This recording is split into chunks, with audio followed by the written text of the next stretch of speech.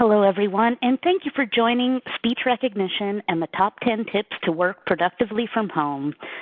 Before we begin, I just wanted to let everyone know if you do have a question throughout the session, please use the little chat bubble icon, which should be in the center bottom of your screen, to enter any questions that you have. I'd now like to turn over today's presentation to Renee Griffiths, CEO and founder of ZephyrTech. Renee?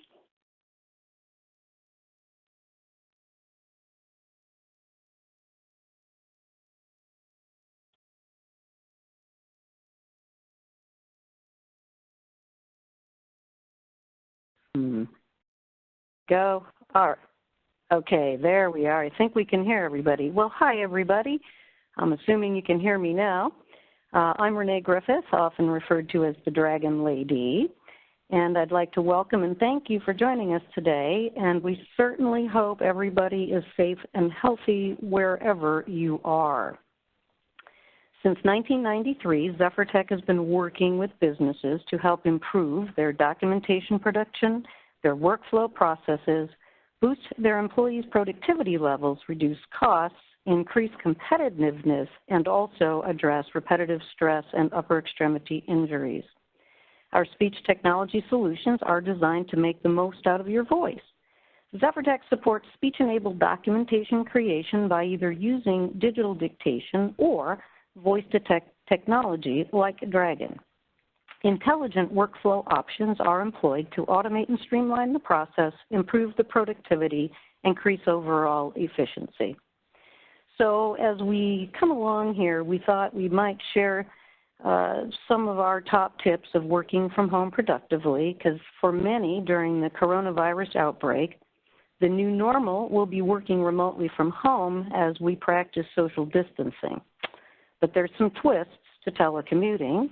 And while many people swear they are more productive while working at home, it may not be as effective or easy of a switch for everybody, especially as you consider that only about 5% of the U.S. workforce regularly worked from home before the pandemic. Working from home can be a lonely enterprise in this era of social distancing, but it doesn't have to be.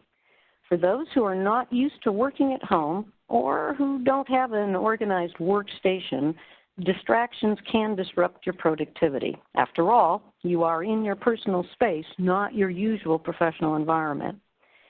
We here at Zephyr are all seasoned remote workers, and we are productivity enhancers, so we thought we'd take a minute to share some of our top tips of working from home.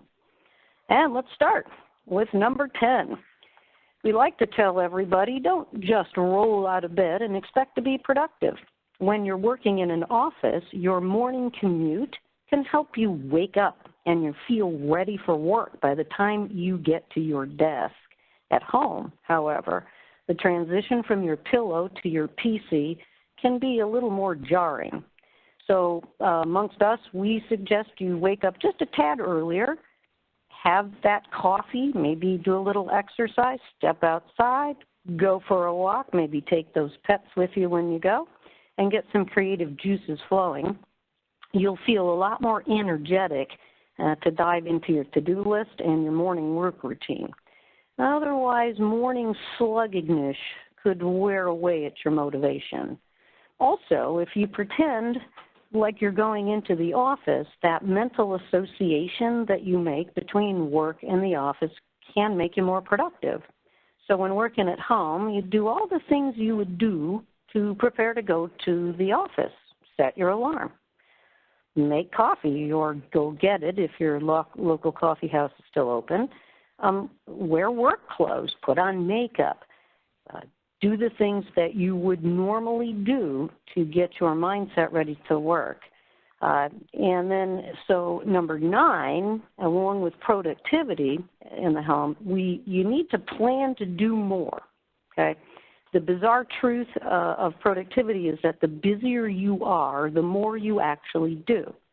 It's kind of like Newton's law of inertia, where if you're in motion, you'll stay in motion. If you're at rest, you'll tend to stay at rest. Now, typically in the workday, projects will take longer than you initially think they will. That's pretty normal. So for that reason, you'll frequently get done less done than you set out to do. That's pretty common for most of us. So Just as you are encouraged to overestimate how much time you'll spend doing one thing, you should overestimate how many things you'll do during the day. Even if you come up short, you'll still come out of that day with a solid list of tasks under complete with that sense of satisfaction. And again, it sets you up for productivity the next day. All right, number 8. This is a tough one. You need to take breaks. You might be under the impression that working from home establishes more of a work-life balance, but be very careful with that assumption. Working from home can also feel a lot like being at a casino. You sort of get caught up in whatever activity is going on around you. And in fact, you can lose sort of track of time. So it's very easy to get distracted when you're working from home. And you may actually not take any breaks because you're not thinking about it. So don't let the guilt of working in the building you sleep in prevent you from taking 5 to relax. Rather than just opening up YouTube or watching a comfort clip on the PC, use these breaks to get up and away from your home workstation. Do some brief exercises, step outside, take a short walk. Again, maybe take your pet out, your dog, and break that up. And the end of the day, that can be missed if you're not careful when you're working from home. In lieu of coworkers who are packing up and leaving the office, which reminds you to do the same, you might think about setting an alarm for yourself at the end of the day to indicate that your normal workday has come to an end. You don't have to stop at that exact time, but knowing that the workday is technically over can help you start that process of saving work and calling it quits. And I'll add that here in my house, my husband comes in at 5 o'clock, and he just steps into my door and steps back out, and I know it's time to go home, as it were. Number 7, this is becoming very important with today's social distancing. Loneliness, disconnect, isolation, these are actually common problems in a remote work life, especially for extroverts. Don't know any of those people on the call. Companies with a remote work culture will usually offer some way for people to socialize. It might be a chat channel. It could be a meet-up in the same region, not so much right this minute, or even, of course, in-person retreats post-corona. It is important to figure out how much interaction you personally need to feel connected and included. Even if you're highly introverted and you don't like socializing, give a few interactive experiences a try just so you're familiar should you decide to take advantage of them. And if you're not at a company with a strong remote culture, then you might need to be a little more proactive in nurturing relationships with your coworkers. Pick up the phone, give them a call. Today I encourage my employees, just take a minute and chat. How's it going? What's going on? Again, one of the main ways that people do socialize when they're at work or at home can be via Skype, Slack, Instant Messenger. We really highly recommend that you employ these things at your organization and allow Microsoft Teams being another thing with video conferencing. Block out time to participate in the company chatter or manufacture ways to being present without your presence really there. You know, send somebody a kudo, a comment on a discussion, answer a question. Just something like you're standing at the water cooler that's now virtual, and your job is to remain present with your presence despite there being no water cooler.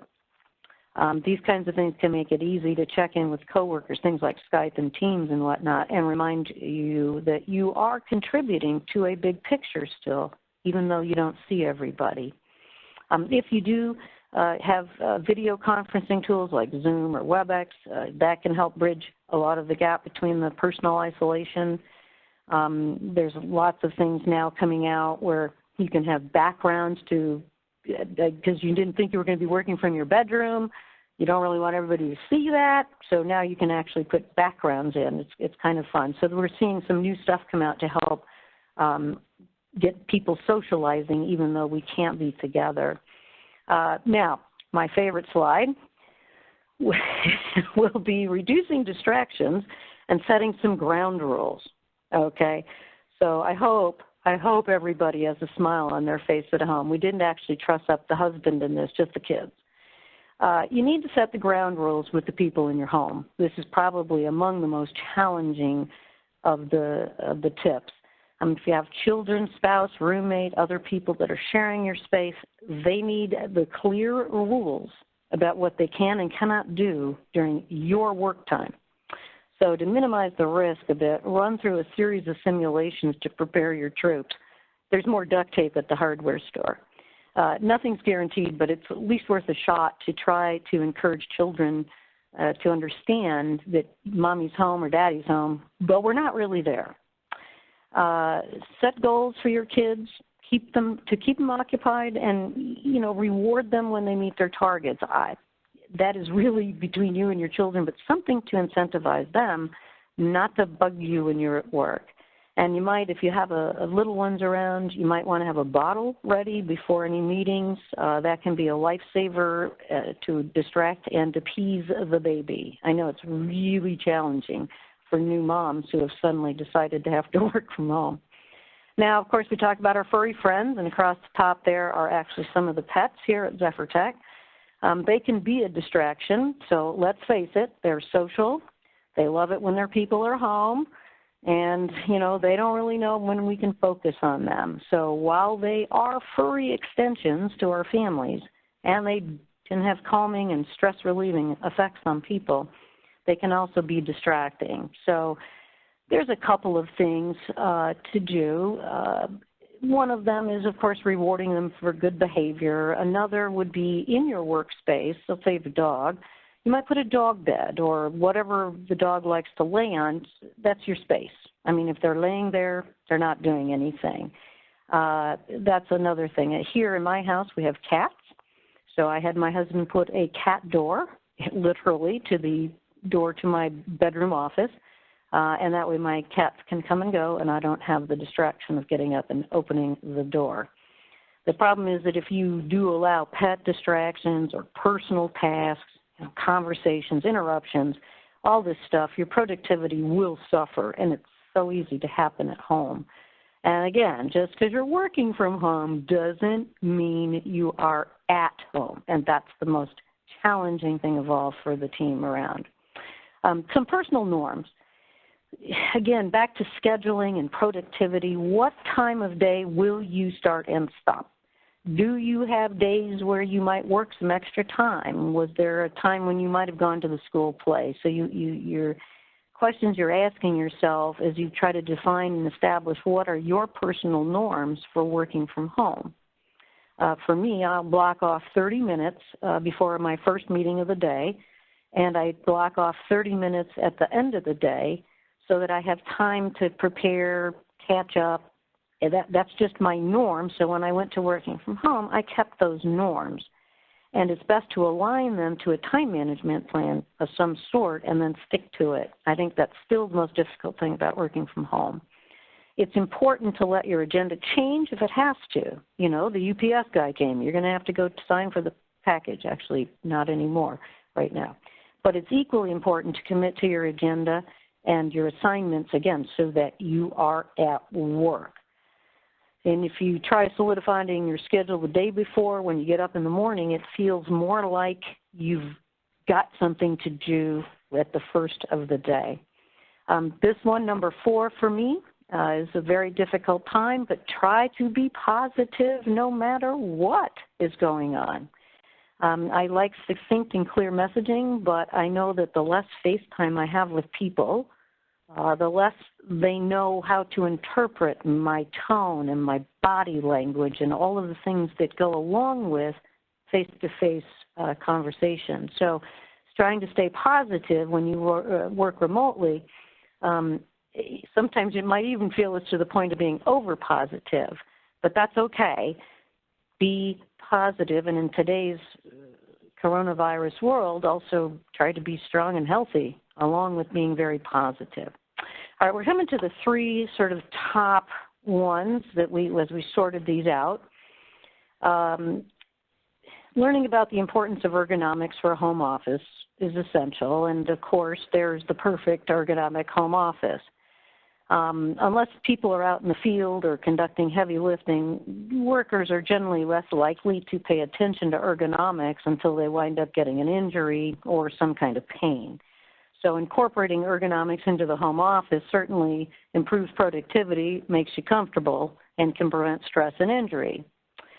However, in many cases, this last 4 weeks, 5 to 6 weeks, most companies have been thrust into having workers work from home with absolutely no time to do what would normally be done. A desk would be ordered, a chair would be given, a monitor stand, a footrest, all of the proper things to set up a home office. So I could go through a long list of what is ergonomically correct, and most of the people on this call already do this. So the one thing I'm going to add that you see this woman wearing the headset, don't change the slide yet, Beth, she's wearing the headset, but also we're going to talk about Dragon, of course, because Dragon can at least help your workers at home stop typing and not have to present with the injury because they have a poor workspace. All right, so creating the office is a little easier if you have some things like a good headset, Beth, and for Dragon. So again, people have been thrust home.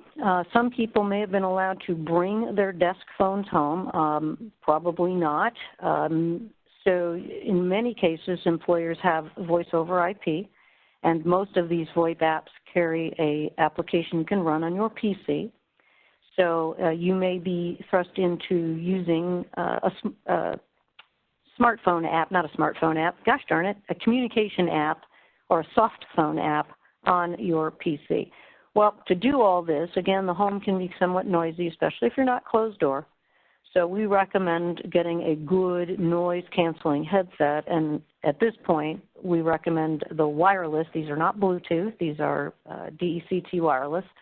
And that does a couple things.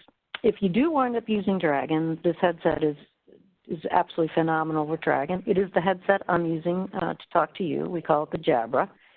And today, these headsets will allow you, with the tapping of a little icon on your phone's desk station, to switch between a soft phone, talking to Dragon, and also connecting to your mobile or smartphone. So a single wireless headset that connects to pretty much anything, and these are high noise canceling. So we do really recommend that you switch over to a noise canceling headset of some kind to use with your soft phone, and or if you've been able to get your desk phone home, so much the better. Okay, now number one, here we go. And I'm going to start out by saying I know most folks on the call have probably seen Dragon speech recognition, but if you have not, or you would like to see a current demonstration of it, let in the chat window there, either raise your hand or throw in the chat window, and at the end of our session, I will stay on the line and actually show everybody some stuff with Dragon. So that'll be post webinar. But computer usage is an essential part of many jobs, and working from home, as we've said, can have a lot of ergonomic challenges and gives you little or no control as employers over that working environment. So in a home office with poor ergonomic desks and chairs, we know typing can increase that risk of RSI and upper extremities. So Dragon actually should be pretty much a critical component of any work from home scenario if you have not had the chance to ergoize that person's home working environment. Dragon is the only ergonomic solution that literally stops an employee from typing. So from our 27 years of helping injured workers back to work, we know for a fact that that's true, and it can really seriously lower the risk of repetitive stress or upper musculoskeletal. It's been widely regarded as a tool for simplifying a lot of time-consuming documentation and reporting. It boasts a lot of other benefits for professionals. For some workers, the only way to reduce keyboarding and mousing is to implement Dragon. Talking to a computer for tasks like email, letter writing, data entry, report generation, these can markedly reduce RSI. So workers who are currently in pain may feel much better at the end of the day for using Dragon as well. So we always like to make sure you understand Dragon is not just for the injured workers either, okay? Whether an employee is suffering from a stress injury, a disability, or none of the above, Dragon pretty much enables an employee to work about 3 times faster than typing and mousing. And we know this, again, from long history because you can talk way faster than you can type as far as accurately goes. All right, so that kind of wraps up the 10 things. People ask us quite often what jobs, what types of things is Dragon good in, so we thought we'd put up this slide and let you see. It isn't just for the prevention or addressing repetitive stress injury. Because we can talk at 120 to upwards of 180 words a minute, and most of us can type at about 45 words a minute accurate, you can get a great deal of productivity increase, particularly in email and Word documentation. We've got cops using it, we've got insurance agents using it, and many of you probably have even seen your own healthcare provider using Dragon to dictate your notes, and or many of you may not know it, but your notes are dictated using Dragon. So that just gives you a little bit broader idea of what Dragon can be done with. And then just a little blurb about us. Essentially, you know, it's the word of the day. We're in this together. We're here to help you. If you are interested or have an immediate need to get Dragon going for your team and or yourself, we do have almost 30 years of experience with this, and we offer different kinds of training, and again, all one-on-one, live, online, okay? One of the things I always like to point out, along with just teaching you how to use Dragon and its integration with Office, the focused application integration, that's for those of you who are not just using Word and Outlook, but also have SAP or possibly working in an Oracle database, something where it isn't the common app. So that's where we help folks get very productive in those. And so with that, this really brings us to the close of the webinar, although I'm going to ask for your patience for just a few more slides because I think all of us need a little bit of humor. So please enjoy this slide and a few more as we go along.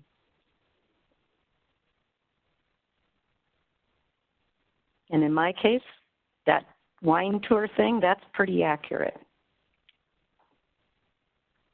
And lastly, don't forget, we are together alone or alone together, however you want to hashtag that, and your coworkers are, in fact, just a video away. So please take advantage of that, and then I'll say thank you so much. Stay healthy. And if there's any questions, Beth, if we have any questions in the queue, we can take that. And if anybody wants to see the demonstration, we can do that as well. Otherwise, be kind, be caring, be strong.